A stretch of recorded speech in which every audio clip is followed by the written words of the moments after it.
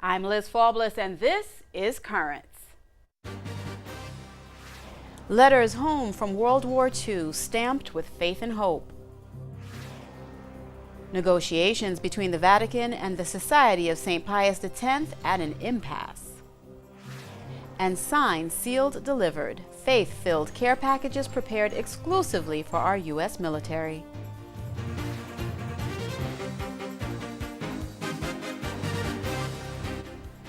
Good evening, and thank you for joining us. In September of 1939, Adolf Hitler's invasion of Poland drove Great Britain and France to declare war on Germany and became the catalyst for World War II. An unexpected and devastating attack on Pearl Harbor in 1941 served to unify American public opinion in favor of entering World War II, and on December 8th, Congress declared war on Japan. Germany and the other Axis powers promptly declared war on the United States. Well, over the next 6 years, the conflict would take more lives and destroy more land and property around the globe than any previous war, according to History.com. Now, amid the fighting and everyday struggle just to stay alive, many of our U.S. servicemen and women found solace in letters to and from loved ones back home and in their Catholic faith. Among them, John LaBarbera, a parishioner of Our Lady of Sorrows Church in Corona. John, or Jackie as he called himself, sent at least 45 letters to his close friend in Queens, all of which expressed his deep, unwavering faith in God. James Bragg, author of the book Searching for Sergeant Bailey, happened upon LaBarbera's story while doing research for his book, which was written to salute the ordinary soldier of World War II. I spoke to him earlier today about how a book about a soldier from Virginia took him on a journey that landed him at Our Lady of Sorrows in Corona. So, Jim, you're writing this book based on letters that you found that had been sent by a soldier from Virginia who was stationed in New Guinea to his mother back home. Now, as you're doing this research, you discover letters from a Queens native, a parishioner of Our Lady of Sorrows. His name was John LaBarbera, or Jackie, as he signed his letters. What first struck you about Jackie's letters? I think it's Jackie's two things about Jackie. One is his interest in the Yankees, which I also share. But the second thing is how devout he was. And I've read probably 1,000 letters written by servicemen during World War II. And you sometimes have to go between the lines to get any kind of deep emotion from them or any feelings. Jackie is upfront about how devoted he is to his faith, about how often he prays, about how he misses going to Mass because he's on an island where there's no Catholic chaplain, how he's moved by benediction, how he prays for his friends' intentions. I mean, it's just over and over again in his letters. Mm-hmm. And obviously, as you mentioned, a devout Catholic, serving Mass while he was stationed in the Solomon Islands of the South Pacific. He said it brought him closer to our Blessed Lord and the Blessed Sacrament. Any chance you think he continued ministering when he came home? Well, it would be interesting to know. The article that I wrote about him concludes with a lot of questions. I know that he came back alive because I have his Social Security records that he died when he was in his 70s. But I don't know what happened to him when he got back. Did he get married? The friend that he was writing to, did he make it home for that friend's wedding that he hoped that he would be able to? Is the friend still alive? I'd be interested in talking to the friend if he's still alive, and the people from Our Lady of Sorrows may be able to fill in some of those blanks. And that friend you mentioned, Bob, while he was not in the military, he played a really important role in the lives of those close to him who were serving by writing a newsletter sponsored by Our Lady of Sorrows to keep in touch with parishioners in the armed forces. Have you seen any of those articles, maybe? I haven't. I've looked online, and I talked to the pastor of the church now, and I talked to the editor of the Brooklyn Tablet, and they had never heard of it. It was called the Serviceman's Tablet, and it was sent to all of the men from the parish, and there were 5,000 of them who were serving in the military. The one who stayed home because he was deferred because of a problem, a physical problem, Bob Ebersold, he began writing this newsletter and sent it to these people around the world to keep them up to date on what was happening at home. And Jackie talks about how much he loves receiving it, and other men are reading it, even though they're not, they may be from Arizona, but they read it too. because any touch of home was welcome to these men overseas.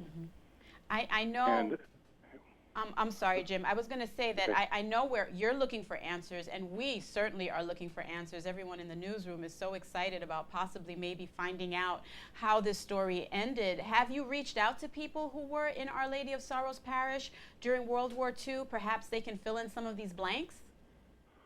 Because I don't live in Brooklyn, it's not easy for me to do that. I talked to the current pastor, Monsignor Healy. He gave me the name of a woman who he thought might have some information, but I was not able to track her down. She had worked there for a long time and then moved away, and he wasn't sure where she had moved to. So I did some searching online trying to find her, but couldn't. So I hope that the article and this interview will surface people who say, I remember Jackie, and I have a copy of that newspaper, and I'm sure it's in someone's attic. I'm almost positive you're right, and hopefully someone comes forward. And you met up with some challenges, actually, while you were doing your research, because as you write, letters from servicemen to their loved ones are easier because, you know, they became keepsakes.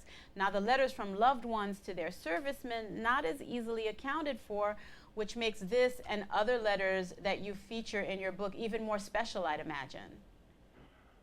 The letters that came from home overseas, the servicemen did not keep for several reasons. One is there were too many of them to carry around. And the other thing is they were told not to keep those letters because if they were captured or killed, that information in those letters might be helpful to the enemy. So very few of those survive. I have read some of them. Some, when they were sent to a serviceman who was killed in action, came back home. And the people, of course, kept those letters, their last letters to their loved one. So I've seen some of those. And a few servicemen did retain some of the letters from home. But they're much rarer than the letters from overseas back home.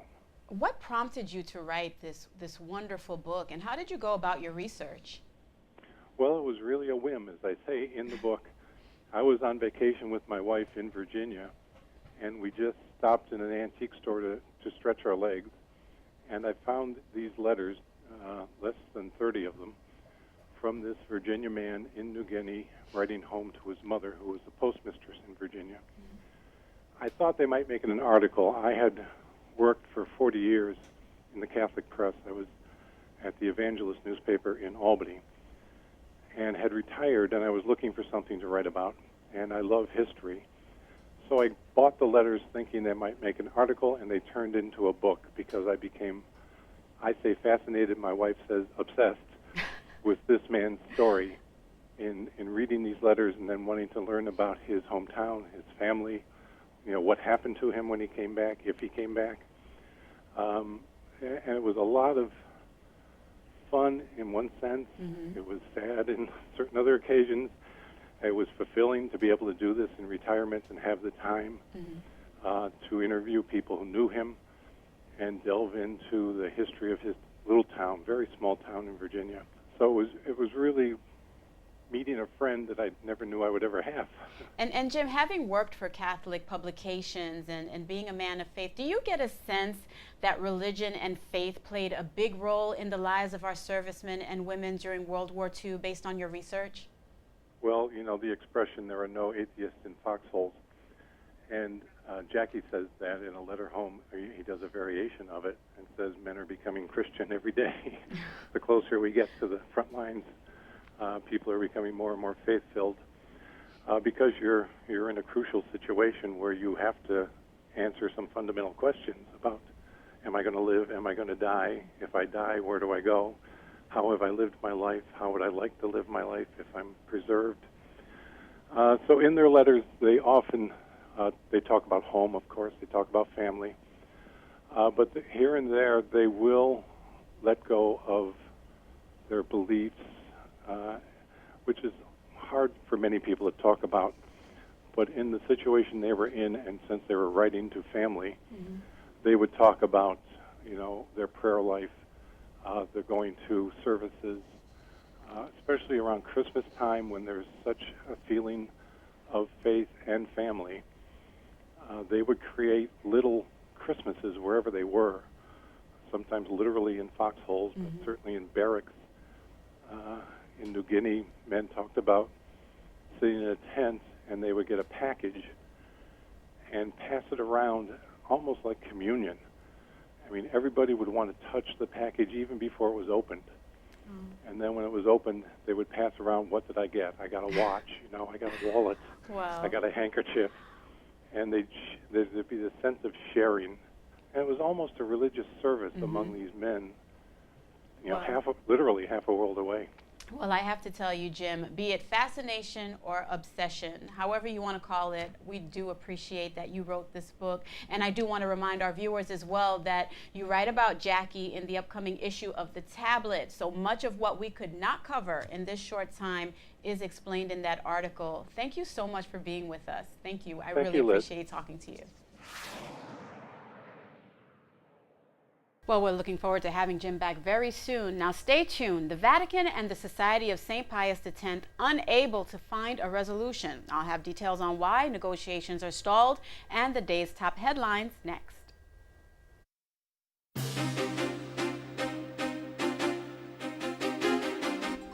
Welcome back to Currents. In today's headlines, Benedict XVI has surpassed the average amount of years of a papal tenure. Rome Reports has more.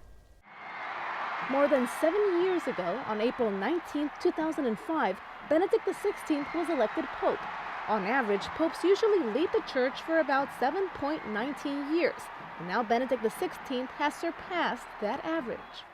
Blogger Anura Guruj, who specializes in papal statistics, actually wrote about this online.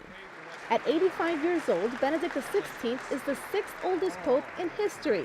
On January 9, 2013, he'll surpass Pope Pius IX and move up 2 spots to 4th place. The 3 others on the list are Clement X, Clement XII, and Leo XIII, who died at the age of 93. And in other news, Christians attacked in Syria. A Syrian rebel group called Liwa al-Islam claims to have killed top generals in the president's government. Those attacks have allowed radicals to attack Iraqi refugees, which are mostly made up of Christians. The town of Damascus is overrun with rebel forces who have been burning cars and destroying homes. Humanitarian aid through Caritas Syria, the Middle East Council of Churches, and other organizations is being provided. Young Christian volunteers are also stepping up to the plate to help. In another town of Syria, there is fear of more attacks on Christians. In Aleppo, the country's largest city, the Chaldean Catholic bishop is speaking out about his concerns. Bishop Antoine Otto stated, "If they come in and around our churches and around our bishop, just as they did in Homs, it will be disastrous." Back in the spring, 120,000 Christians fled Syria's third largest city, Homs, due to rebel attacks. The fear of Christians is particularly strong, Otto added. "We are a minority. Always we are threatened." He asked for prayers. Well, exorcism, it's real, and one American exorcist in training shares his experience. He says it all began after his ordination 15 years ago when he met a seemingly possessed 13-year-old boy. "At the moment of consecration of the precious blood, I asked the Lord to shower his blood upon the youth and to help any young men who may have a vocation to the priesthood." Well, the boy fell backwards and began growling, he claimed. He's now part of a new generation of exorcists in training. He's involved in about 3 exorcisms a day and claims that no 2 cases are alike. He says that those he heals are, quote, fallen angels who were created good. He also claims that the process incites a direct conversation with the devil. Stay tuned. More Currents after the break. Coming up, negotiations continue between the Holy See and the Society of St. Pius X.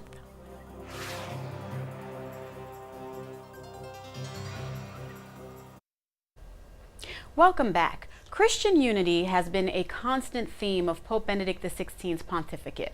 To that end, he opened in 2009 a series of doctrinal discussions with the traditionalist group known as the Society of St. Pius X. He lifted excommunications imposed on its 4 bishops who were ordained in 1988 without papal approval, and he expressed his hopes that they would return to full communion with the Church. Now, as the discussions progressed, the Vatican gave the traditionalist leaders a doctrinal preamble to sign. The Vatican said that the document, which has not been published, outlines principles and criteria necessary to guarantee fidelity to the Church and its teaching. When it appeared Bishop Bernard Fillet, the group's superior general, was close to signing an agreement with the Vatican, internal tensions within the society erupted. A statement from the general chapter said that during the group's July chapter meeting, its leaders recovered their, quote, profound unity. Those leaders formally affirmed their faith in the Roman Catholic Church and its hierarchical structure, saying that the supreme power of government over the universal Church belongs only to the Pope, Vicar of Christ on earth.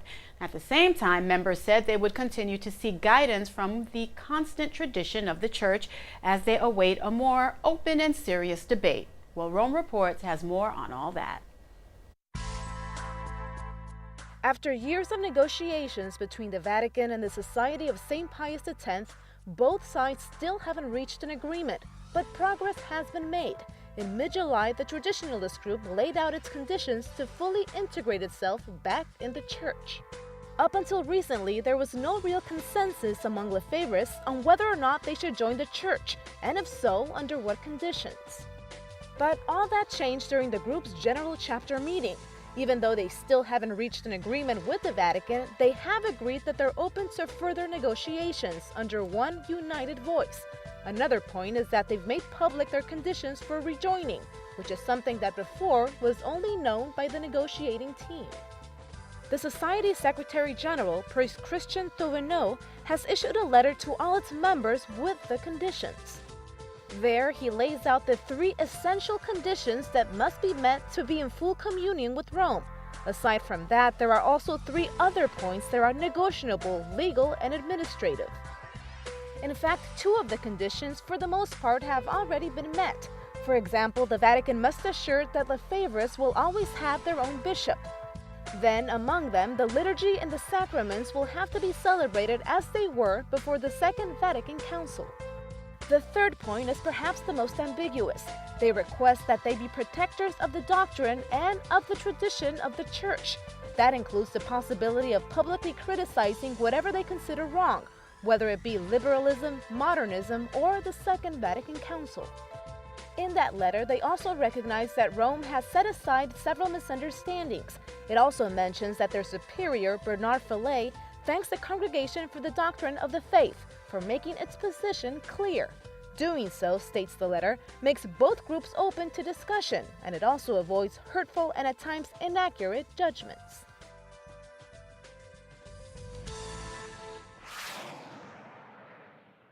Now, the Vatican does not consider the chapter statement to be a formal response. The Pontifical Commission on Ecclesia Dei will continue the dialogue with the Society of St. Pius X under the guidance of the Congregation for the Doctrine of the Faith. Archbishop Gerard Ludwig, president of Ecclesia Dei, says, quote, "We cannot negotiate on revealed faith. That is impossible." We'll be back after a quick break. MP3s armed with messages of faith for our servicemen and women.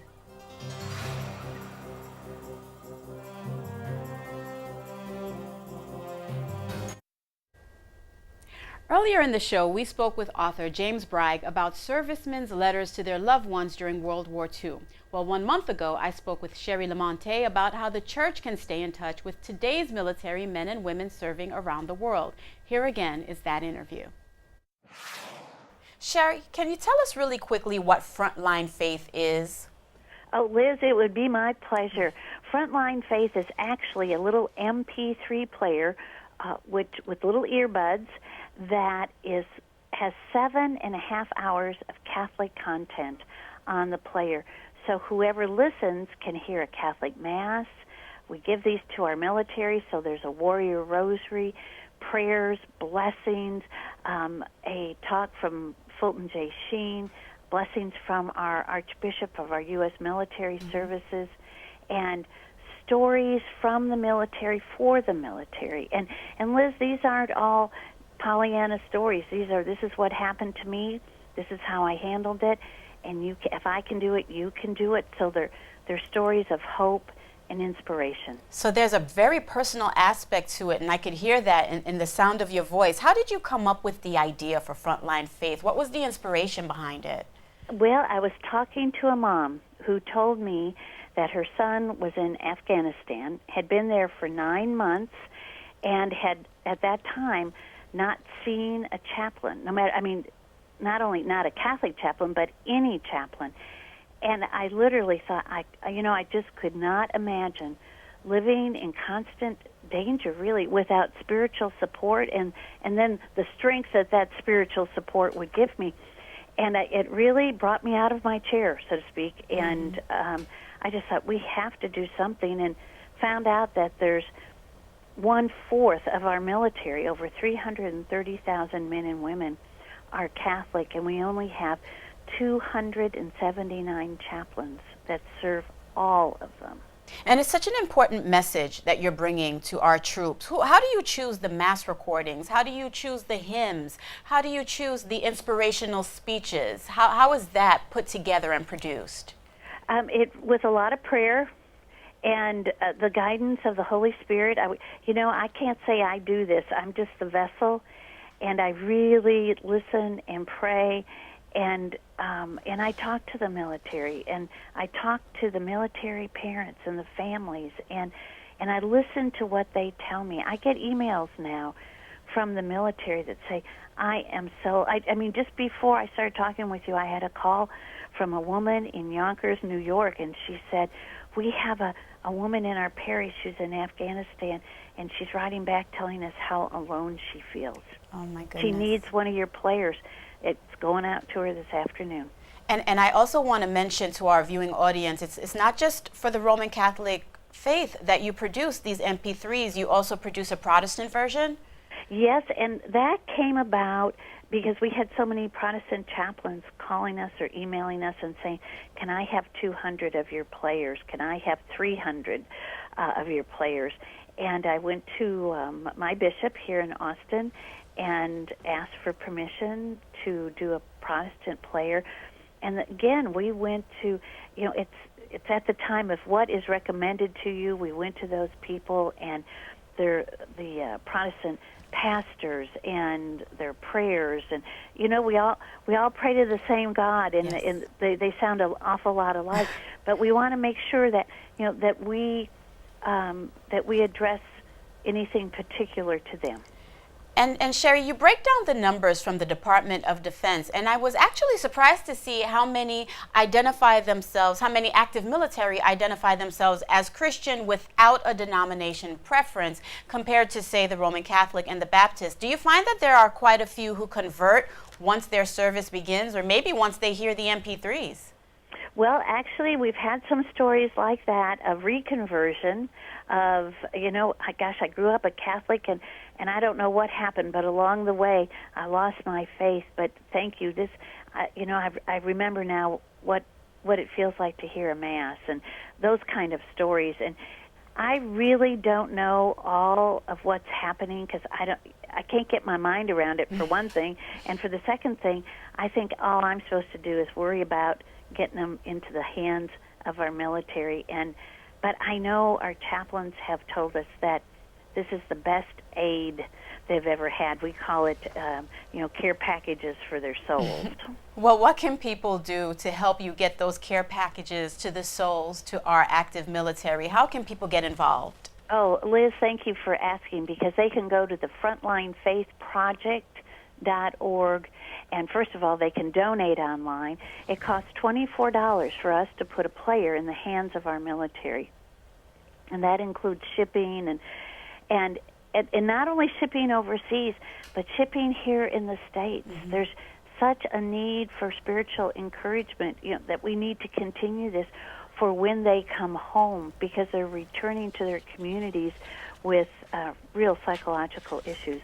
Well, Sherry, it's a very important thing that it sounds like you do, so thank you so much. I guess this is how technology, patriotism, and divine intervention come together for a very good cause. Thank you. You've put it so well, but I feel like they put their life on the line for us, and it's now our duty to help support. Their words are, I am starving for spiritual support. So let's feed our troops. Go to frontlinefaithproject.org, and if you can raise money in your church for us, you can donate yourself. There's a lot of ways you can help, and just give me a call and let me know, and we'll put you to work. All right. Thank you so much, Sherry, for championing the cause. We really appreciate it, and thank you for joining us today. I'm sure we'll talk with you again soon. I hope so. God bless. Thank you so much, Liz. You're very welcome. And that's our show for tonight, July 25th, the Feast of St. James the Apostle. It was 190 years ago today that Bishop John Connolly, the second Bishop of New York, came to Brooklyn to dedicate the cornerstone for Brooklyn's first church, St. James in downtown Brooklyn. St. James is also the patron of the historic cathedral in Santiago, Spain, which is believed to be the final resting place of the saint. We leave you tonight with some scenes from Pope Benedict XVI's visit to St. James Cathedral in Santiago in November 2010. Thank you for watching and have a good night.